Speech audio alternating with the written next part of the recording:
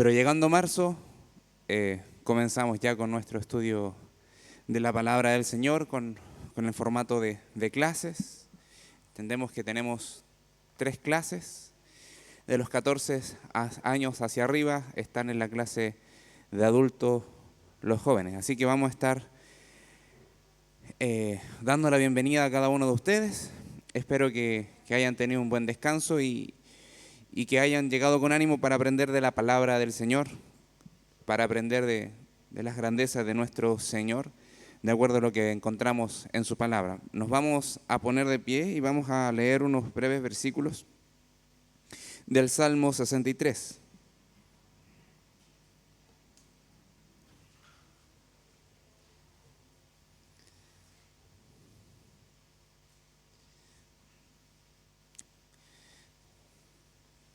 Nos ponemos de pie y damos lectura. Dice así, hasta el versículo del 1 al 4. Dice, Dios, Dios mío eres tú, de madrugada te buscaré.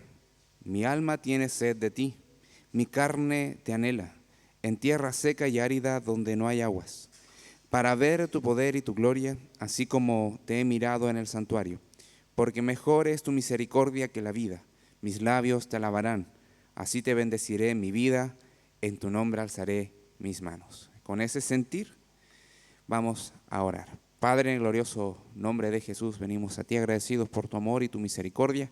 Venimos a ti agradecidos porque tú nos has bendecido con la salvación de nuestras almas y también con el conocerte cada día más por medio de tu palabra, por medio de la obra de tu Espíritu. Y en este tiempo oramos para que uses a cada uno de tus hijos que va a llevar a cabo una enseñanza bíblica, pueda entregar tu palabra, pueda entregar tu mensaje, pueda entregar, Señor, lo que tú has revelado en tu Escritura, y no añadamos nada más de lo que tú ya has revelado, sino que seamos fieles expositores y enseñadores, maestros de lo que tú has dicho. En nombre de Jesús oramos para que este tiempo sea para tu gloria, en adoración, en sumisión hacia ti, y oramos, Padre, para que todo redunde para exaltar tu nombre. En nombre de Cristo Jesús oramos. Amén. Bien, pueden tomar sus asientos. Y vamos a comenzar con la división de clases. Así que las maestras pueden pasar a sus clases con los pequeñitos, pequeñitas. Que el Señor les bendiga.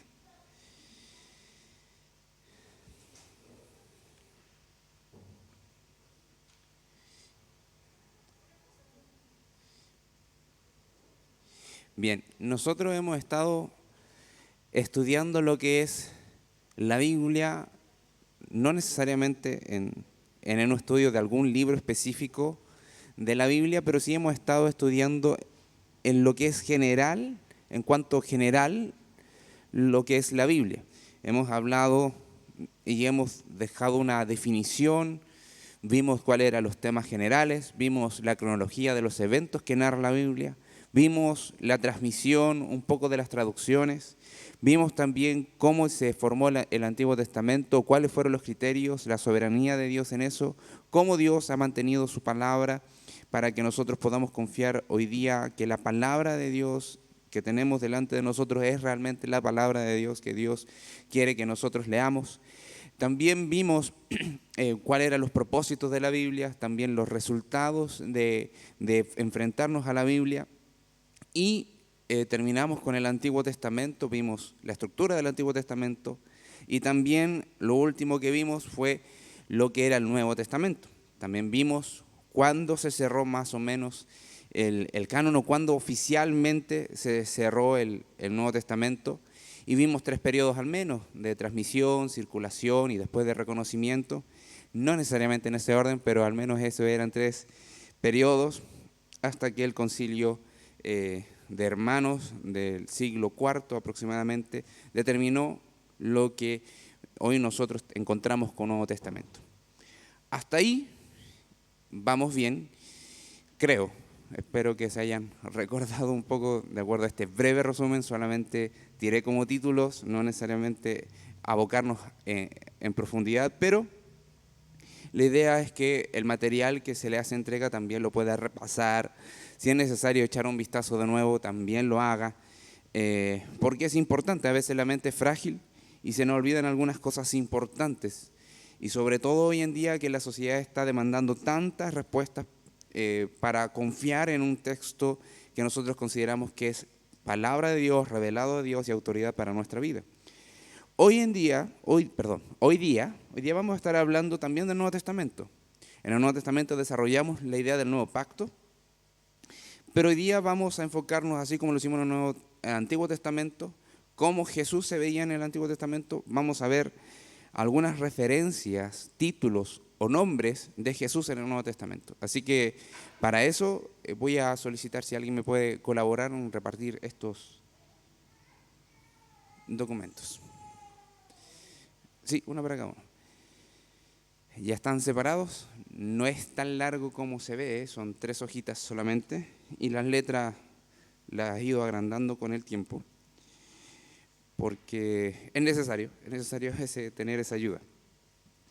Bien, si yo les preguntase cuál título o nombre de Jesús se les viene a la cabeza cuando nos enfrentamos a esta temática.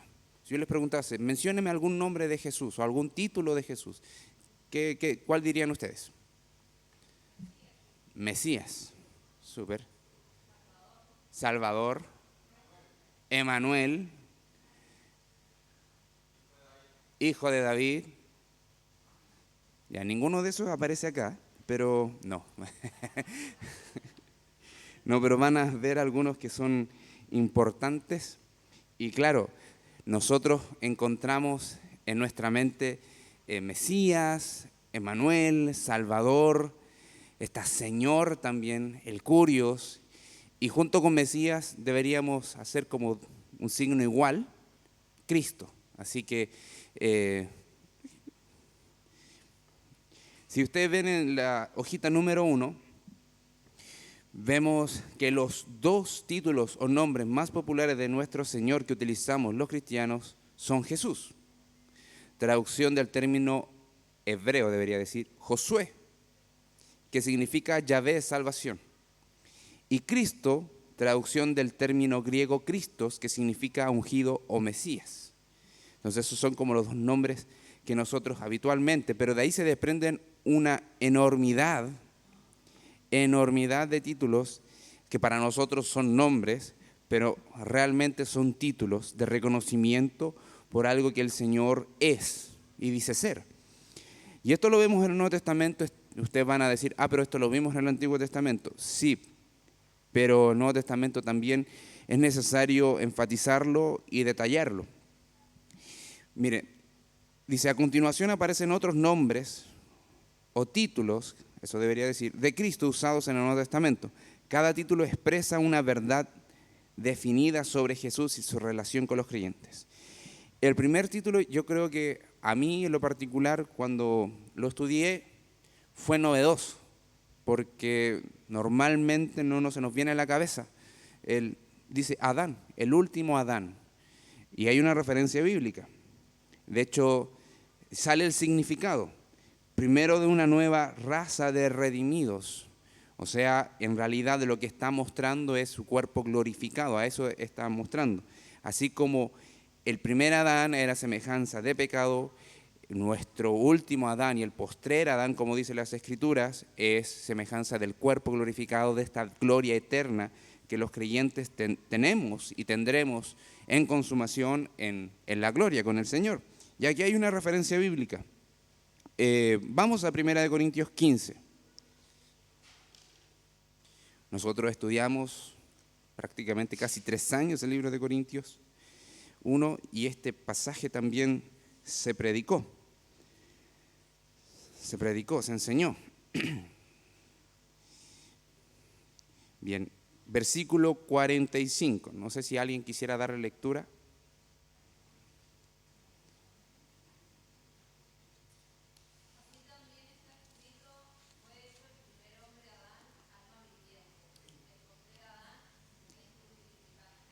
Ahí está. Se menciona con el término postrer, pero es lo mismo que último Adán. No necesitamos otro en semejanza humana que nos redima. No, es solamente Cristo. Por uno entró el pecado y por uno también la vida. Así que ahí está el primer título o nombre. Luego hay uno que es bien popular, el alfa y el omega.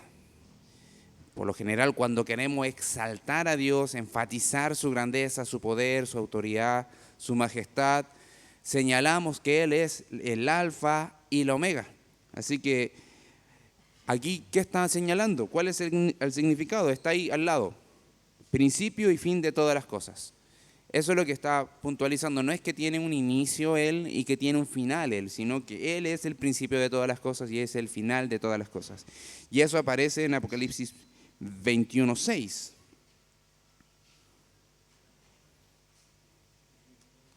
No sé si alguno quisiera leerlo.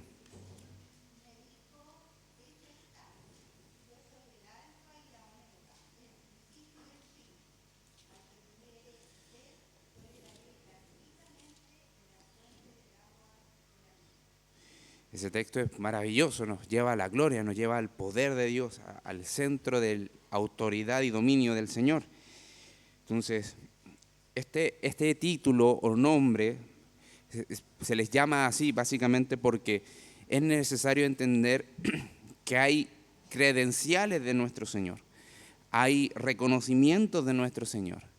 Y se les llama títulos porque no son su nombre propio, así de simple. Quizás pueden sonar como nombres que que describen su calidad, su ser, su naturaleza. El otro es el que sale bajito, dice pan de vida. El significado, el único alimento esencial para la vida. O sea, nosotros podemos saciarnos de nuestro alimento físico, pero si no tenemos el alimento espiritual, que es Jesús mismo para nuestra vida, podemos gozar de buena salud, pero al día de nuestra muerte, si no nos alimentamos con su verdad, con Él, vamos a perecer eternamente. Entonces, Él es el pan de vida. Y de hecho, yo lo coloqué acá atrás también en la página 3, señalándolo también con el título Yo soy el pan de vida. Jesús dijo en innumerables ocasiones, yo soy el pan, o sea, yo soy. Y en 7 ocasiones, como relata el Evangelio de Juan, agregó un adjetivo, pero nombró muchas veces yo soy, que es el nombre revelado de Dios en el Antiguo Testamento, en Éxodo 3. De hecho, yo soy el que seré, yo soy el que soy. Pero bueno, volvamos ahí. Jesús dice, yo soy el pan de vida. Y la referencia bíblica es Juan 6:35. Vamos al Evangelio de Juan.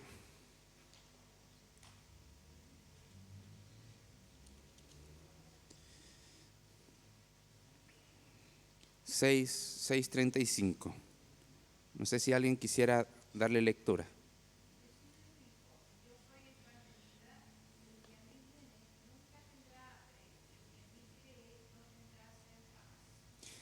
No sé si a usted le llama la atención este versículo, pero es interesante cómo el Señor Jesucristo coloca 2 características del alimento. Dice comer y después dice no va a tener hambre, pero agrega no va a tener sed jamás. Pero me está diciendo que es el pan no se bebe, el pan se come. Entonces es como lo mismo que le dijo a Pedro. O sea, no necesitas lavarte todo. Si te lavas la cabeza, estás completamente limpio. O sea, si me dejas a mí lavarte la cabeza, estás completamente limpio. Aquí básicamente estaba diciendo, bueno, necesitan del alimento espiritual y no van a tener ninguna necesidad. Deben de comer de mi verdad, deben de digerir lo que yo estoy diciendo de mí mismo y no van a tener ninguna necesidad, ni siquiera sed. Entonces ahí está el pan de vida en su suficiencia, que nos imparte su vida. Después dice, bueno, este nombre me suena conocido. No sé si a usted, los que tienen redes sociales, pueden ver que hay unos hermanos, un matrimonio joven muy amado. Uno es pastor también de esta congregación. que tiene como eslogan Piedra Angular. Es el nombre de su marca. Entonces, por una piedra angular es maravilloso. O sea, este nombre también, este título también es precioso. Veamos cuál es el significado. Verdadero fundamento para la vida.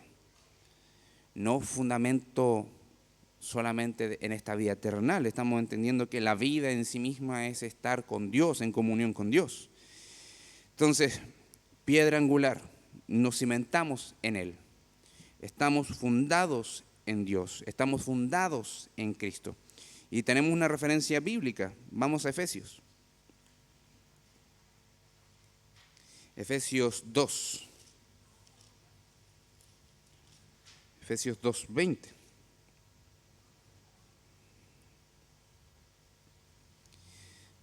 ¿Alguien quisiera darle lectura a ese texto?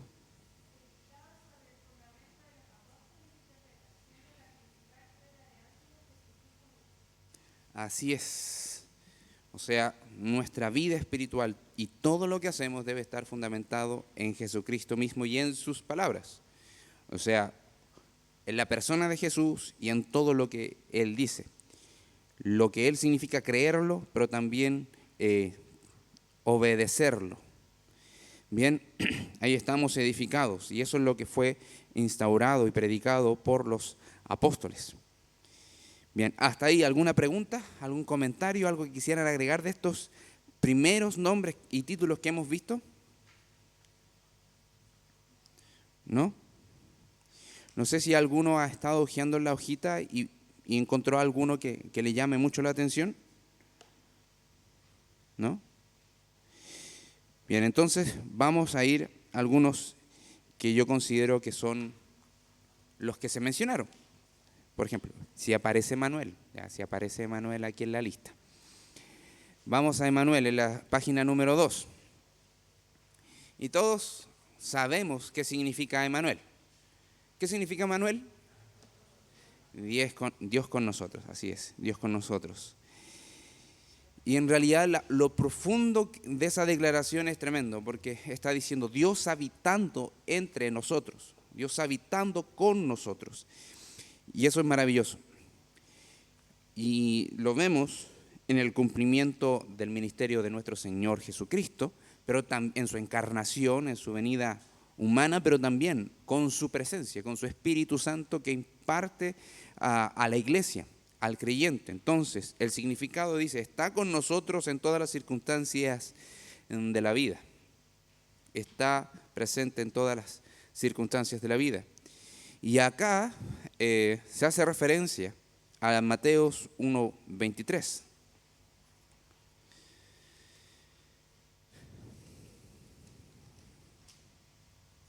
Mateos 1:23. Si alguien lo encontró, lo puede leer con plena libertad. No sé si alguien quisiera leer ese pasaje, ese versículo.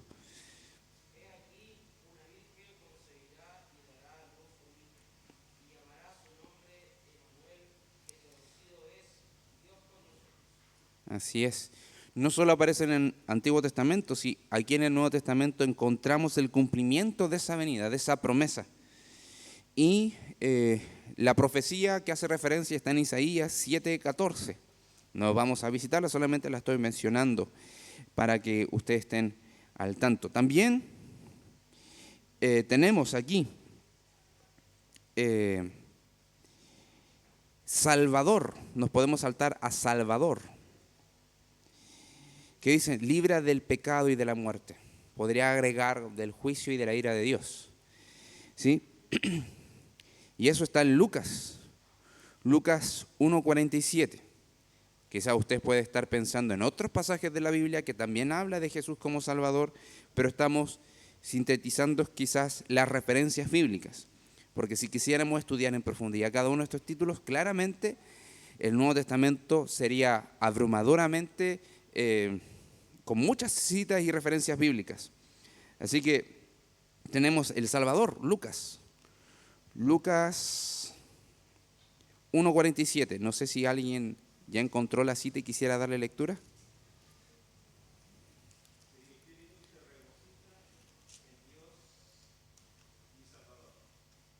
Ahí está. Eso es una declaración increíble de fe y eso para nosotros no solamente es un título, sino también nos anclamos a esa declaración. Lo interesante es que lo que estamos nosotros leyendo está dentro de algo que dijo María. María. Entonces, por eso, por su dicho iba a ser recordada, no como lo recuerdan otra religión. Bien, habíamos dicho hijo de David, pero no, aquí no lo anoté, así que mis perdones a Pastor Matías, pero está hijo de hombre, hijo de hombre. Se identifica con nosotros en nuestra humanidad, eso significa, y el juez prometido al profeta Daniel. Eso está en la profecía del libro de Daniel que estuvo predicando nuestro Pastor Matías la semana pasada, pero se menciona muchas veces en el Nuevo Testamento. De hecho, es una declaración muy fuerte porque también reconoce la deidad y la humanidad en sí misma. El Hijo del Hombre que se ve que tiene autoridad para juzgar, que tiene autoridad para gobernar, tiene apariencia humana. Y es lo que nosotros vemos en nuestro Salvador. Vamos a Mateo 18. Mateo 18, versículo 11.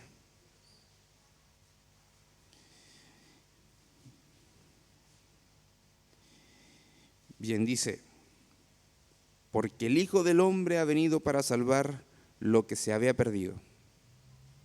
Vamos a parar ahí. Está dentro de medio de una parábola, pero ahí está señalando el Hijo del Hombre. Y el Hijo del Hombre entendemos que es nuestro Señor. Estamos viendo los títulos y los nombres de Jesús en el Nuevo Testamento. Así como había muchas referencias en el Antiguo Testamento, así tenemos muchas referencias de nombres importantes, gloriosos de nuestro Señor Jesucristo. Uno también que es importante y que a mí en lo particular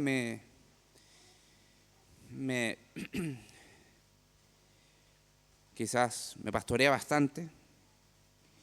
Incluso decir pastorear quizás no es la palabra que describe bien lo que provoca en mí, pero es parte de eso. No sé si ven en la misma página 2, Cordero de Dios. Cordero de Dios. Y el significado es claro. ¿Cuál sería el significado de Cordero de Dios? Sin mirar la hojita. ¿Ah? Y de hecho Juan lo dice, que Jesús es el Cordero de Dios porque quita el pecado del mundo. Entonces es maravilloso. Y eso está en Juan. Bueno, el escritor del Evangelio de Juan no es necesariamente el Juan Bautista, eso debemos de saber. Juan Bautista es uno y el escritor del Evangelio de Juan es otro. Entonces aquí Juan el apóstol está citando a Juan el Bautista. ¿Ya? Por eso a veces pareciese un trabalengua y una confusión, pero eso es lo que está ocurriendo. Bien, también tenemos también un nombre cuando queremos enfatizar la grandeza de Dios, el gobierno de Dios, el reinado de Dios. Está aquí en la página 2, es el Rey de Reyes y Señor de Señores. No sé, si ustedes leen Apocalipsis nos lleva tanto a la calamidad, pero también a la gloria. Nos lleva al desenlace, pero nos muestra la potencia de Dios. Así que vemos que ahí está citado, Apocalipsis 19, 16. Vamos a Apocalipsis 19, 16 y leamos ese texto. No sé si alguien quisiera darle lectura.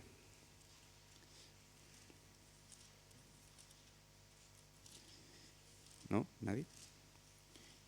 Apocalipsis 19, 16.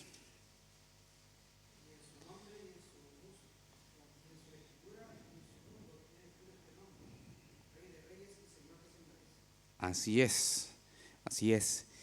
El Rey de Reyes y Señor de Señores. Significado es sintetizado claramente. Dice el Todopoderoso. Él es el Todopoderoso, el Rey que gobierna todas las cosas y delante de quien se doblará toda rodilla.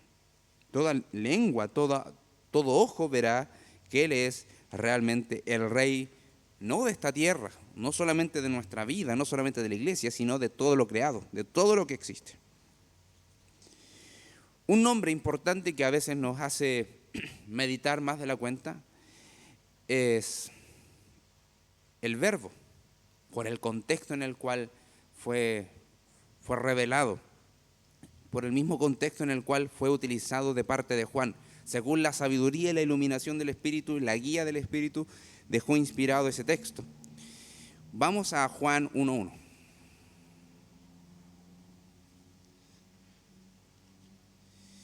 Aquí siempre con esta sola palabra hay una múltiple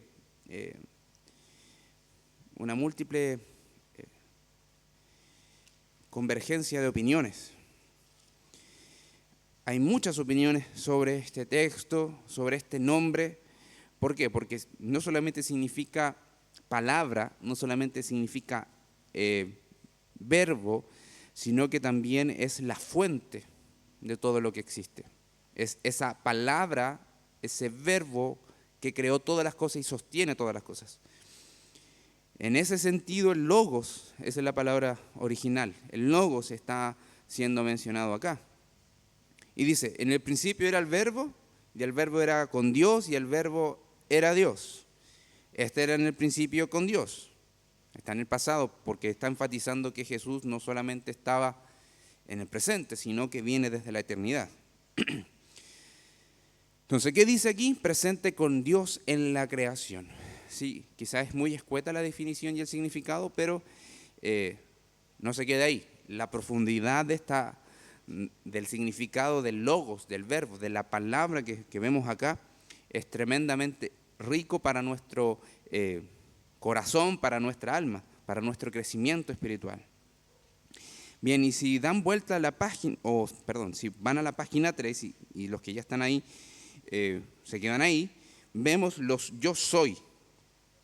Yo soy. Los yo soy que Juan dejó registrados en su evangelio que Jesús dijo. Y siempre cuando hablamos de Jesús en el Nuevo Testamento es importante hablar de esto yo soy. No solamente del yo soy por separado, que es importante, sino también todos estos adjetivos que van nutriendo este yo soy. Bien, pregunta. ¿Qué significa el yo soy? ¿Qué está diciendo Dios cuando dice yo soy?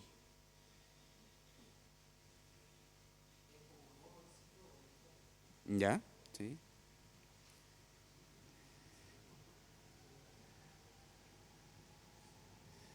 Sin miedo. Estamos en una escuela, así que estamos para aprender. Sí. De hecho, lo dice, yo soy el principio y fin. Yo soy el alfa y el omega, como que lo completa, ¿cierto?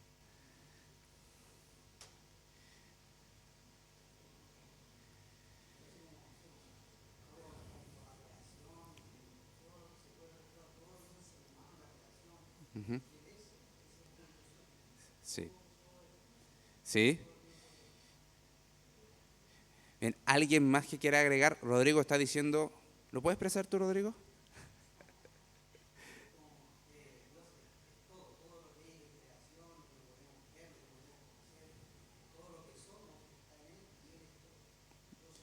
O sea, que es por sobre todo. Él lo cubre absolutamente todas las cosas. Sí, está dentro de su potencia. Bien, no sé si alguien quisiera agregar algo más. Manuel César.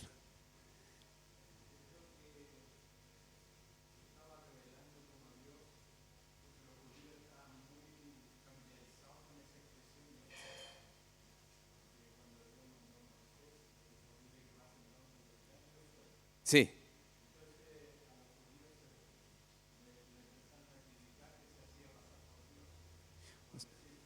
Se identificaba. Usted me lo puso, claro, estamos hablando de Jesús y está bien.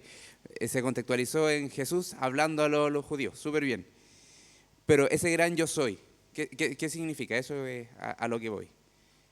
El gran yo soy de Éxodo 3 y el versículo creo que 14 por ahí. ¿Qué es lo que significa en sí? Él es Dios. Sí, en su calidad de deidad, en su calidad de divinidad, está diciendo, fui en el pasado, soy en el presente, seré por la eternidad, y en sí mismo está diciendo, yo existo por mí mismo. Yo no necesito de nada para existir, yo no necesito de nada para incluso desarrollarme, soy absoluto, yo soy. Yo soy el que fui, yo soy el que soy, yo soy el que seré.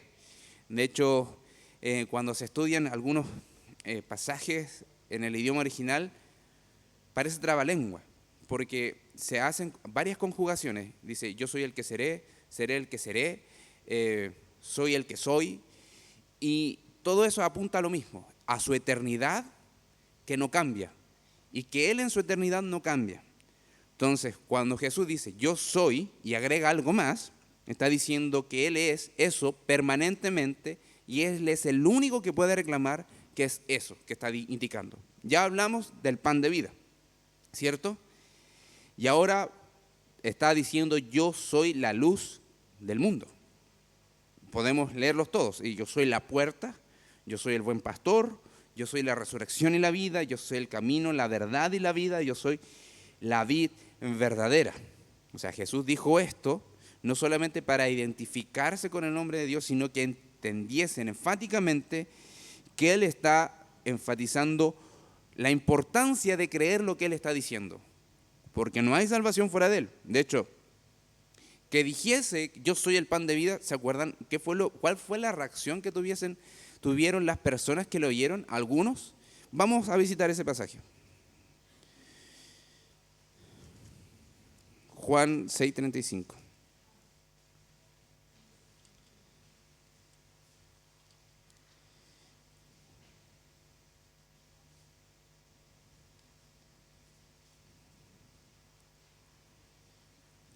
Miren, vamos a tener la lectura de algunos versículos.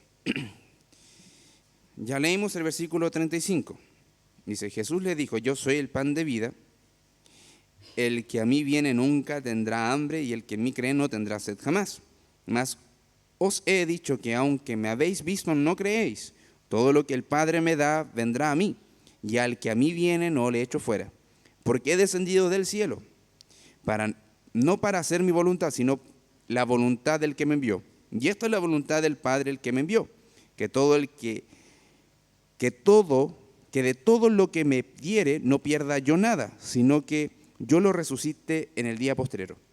Y esta es la voluntad del que me ha enviado, que todo aquel que vea al Hijo y cree en Él tenga vida eterna, y yo le resucitaré en el día postrero. Murmuraban entonces de él los judíos, porque había dicho, yo soy el pan de vida descendió del cielo. Y decían, ¿no es este Jesús el hijo de José, cuyo padre y madre nosotros conocemos? ¿Cómo pues dice este del cielo, he descendido? Jesús respondió y les dijo, no murmuréis entre vosotros, ninguno puede venir a mí si el Padre que me envió no le trajere, y yo le resucitaré en el día postrero. De hecho, saltémonos al versículo 47, dice, de cierto os digo, el que cree en mí tiene vida eterna, yo soy el pan de vida. Vuestros padres comieron el maná en el desierto y murieron. Este es el pan que desciende del cielo, para que el que de él come no muera. Yo soy el pan vivo que descendió del cielo. Si alguno comiere de este pan, vivirá para siempre. Y el pan que yo daré es mi carne, lo cual yo daré por la vida del mundo. Y aquí viene la respuesta, o sea, la respuesta de los judíos incrédulos. Entonces los judíos contendían entre sí diciendo, ¿cómo puede éste darnos a comer su carne? O sea, de hecho después el Señor, veamos lo que sigue diciendo. Eso le dijo, de cierto os digo, si no coméis la carne del Hijo del Hombre y bebéis su sangre, no tenéis vida en vosotros. El que come mi carne y bebe mi sangre tiene vida eterna, y yo le resucitaré en el día postrero. Porque mi carne es verdadera comida y mi sangre es verdadera bebida. El que come mi carne y bebe mi sangre, en mí permanece y yo en él. como me envió el Padre viviente, y yo vivo por el Padre asimismo, el que me come, él también vivirá por mí. Vamos al versículo 60, dice, al oírlas, muchos de sus discípulos dijeron, dura es esta palabra, ¿quién la puede oír? Jesús dice, ¿esto os ofende? Sigue diciendo, pues que si vierais al Hijo del Hombre subir a donde estaba primero, el Espíritu es el que da vida, la carne para nada aprovecha. Las palabras que yo os he hablado son espíritu y son vida.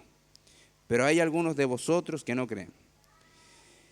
Bien, después, versículo 67 dice, ¿queréis acaso iros también vosotros?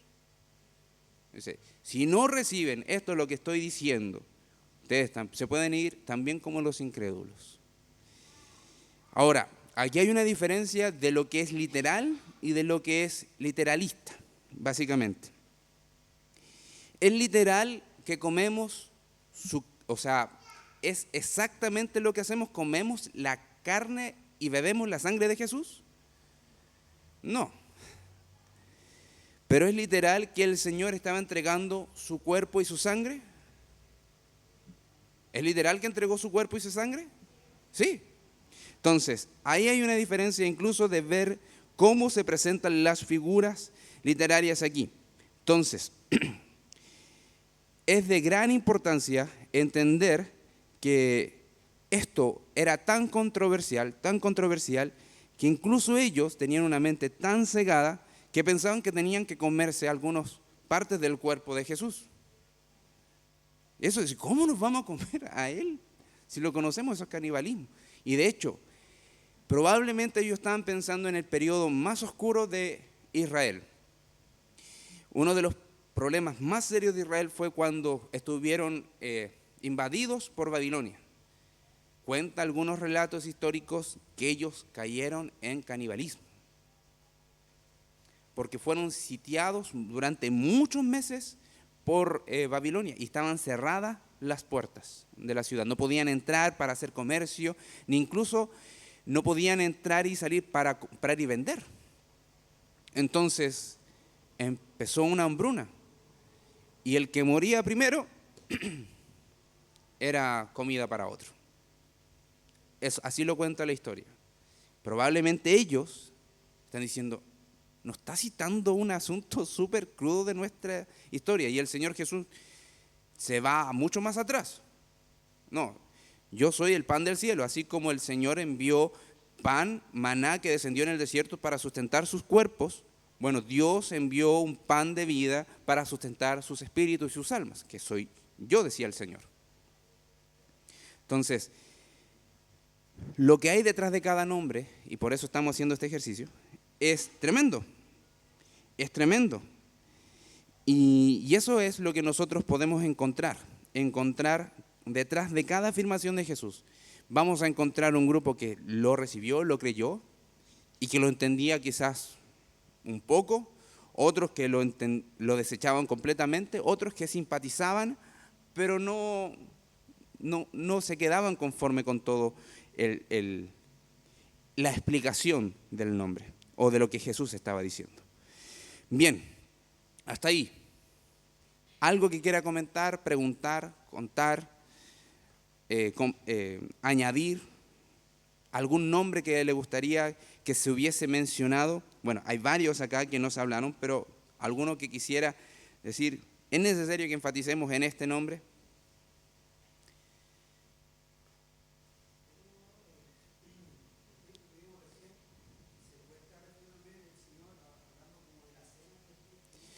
Claro, hay un simbolismo, por eso surge también el simbolismo.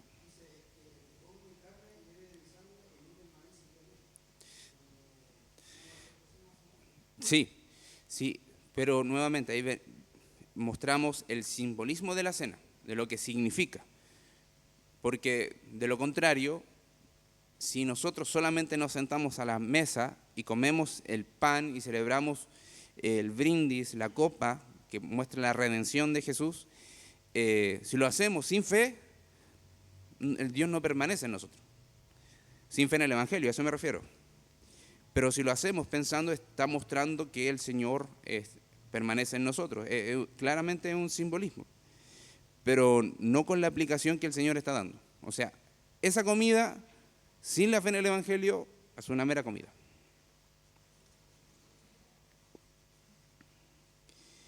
Eso, lo que estoy diciendo no quiere decir las advertencias, que estoy pasando por alto las advertencias de 1 Corintios 11, donde habla que aquel que se sienta a la mesa del Señor y la bebe indignamente, juicio bebe para sí. No estoy pasando por alto eso, sino que estoy diciendo que no trae ningún efecto espiritual si se come ese pan o se bebe ese, no es licor, es el jugo de uva. Bien, ¿alguien más tiene alguna pregunta, algún comentario? ¿No?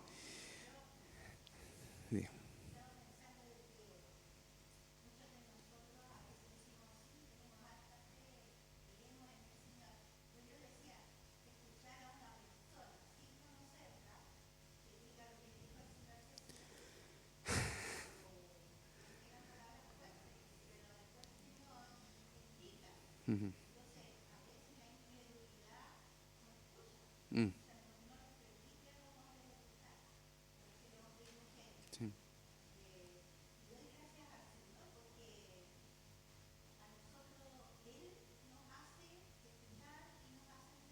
Uh-huh.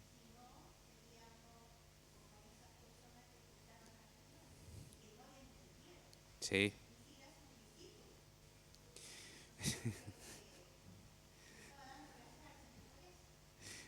Sí.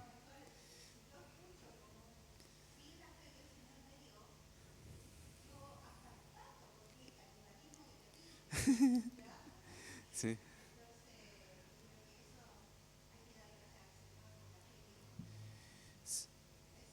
Sí, siempre hay que volver al centro de cómo hemos pasado de muerte a vida, que ha sido por la gracia de Dios. No fuimos más letrados que los escribas, fariseos que estaban ahí, sino que hemos recibido solamente misericordia y gracia de Dios para entender su verdad. De hecho, los discípulos creían, o sea, la declaración, eres el Cristo, y la creían, y todo lo demás lo vamos a ir comprendiendo en el camino. De hecho, Jesús les dice, hay cosas que ustedes no entienden y las van a entender más adelante. Así que es maravilloso ver la profundidad de quién es nuestro Señor. Y no sé si se dan cuenta, si van uniendo todo lo que se ha explicado de Jesús en el Antiguo Testamento, a pesar de que empezamos a hablar de la Biblia como libro y ver características de la Biblia como libro, y lo que estamos hablando de Jesús en el Nuevo Testamento. Es fundamental, porque el centro de la Biblia siempre ha sido Dios en la persona de Jesús. Siempre, siempre.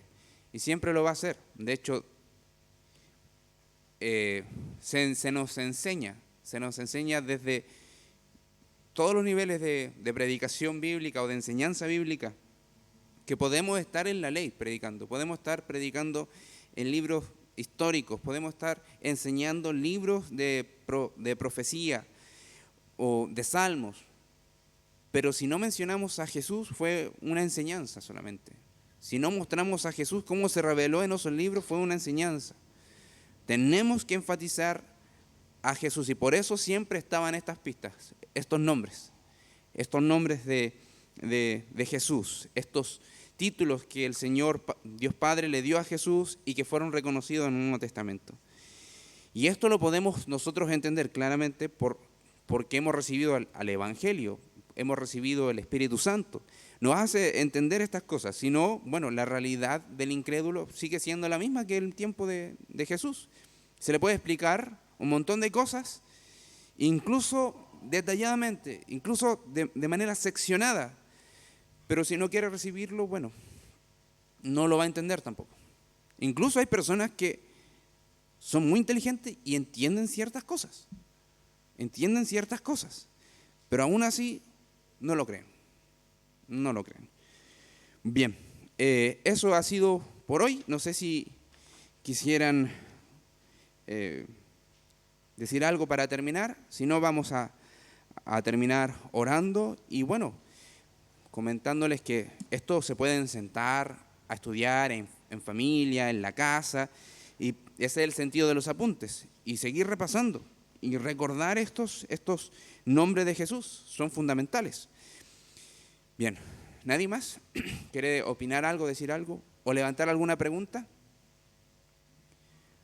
¿No? Bueno, anticiparme, la próxima semana vamos a estar viendo algunas razones del por qué es importante estudiar la Biblia. Quizá ustedes pueden decir, ya, creo que tengo algunas 2 o 3 y creo que esta es la razón importante, pero vamos a desarrollarlas. Si en la próxima clase usted dice, esto es lo que yo estaba pensando, bien, me parece excelente y vamos a estar fortaleciendo eso, pero lo importante es que todos tengamos eso al menos como una base a lo cual nosotros podamos seguir añadiendo cosas importantes y razones fundamentales del por qué tenemos que enfrentarnos a la Biblia, día tras día. Bien, vamos a ponernos de pie y vamos a orar para terminar esta escuela. Padre, en el glorioso nombre te damos gracias por tu amor y tu misericordia, damos gracias porque la persona de Jesús ha sido revelada en tu palabra y no solamente revelada en tu palabra, ella nos cuenta que habitó entre nosotros, que estuvo predicando el Evangelio, que salvó a muchas personas en ese ministerio terrenal, pero que su vida, su sacrificio, su sangre, como es eficaz por toda la eternidad, sigue salvando a muchas personas y te damos gracias, Padre, porque entre ellas estamos nosotros. Gracias porque no es mérito nuestro en ningún sentido. No somos mejor que ninguno de los incrédulos que rechazaron al Señor Jesús, sino que hemos recibido esa compasión del Padre, esa compasión de Jesús, esa obra maravillosa del Espíritu. Y gracias porque podemos enfrentarnos a estos títulos, a estos nombres, que nos impulsa a adorarte, Señor Jesús, nos impulsa a reconocerte, a darte gloria, porque tú eres digno. Tú moriste, tú resucitaste y te entregaste por nosotros para darnos redención. Nadie pudo haber hecho eso, solamente el unigénito Hijo de Dios, el unigénito del Padre, el Cordero de Dios, el Alfa y el Omega, el principio y el fin. Te damos gracias, Padre, en nombre santo de Jesús. Amén.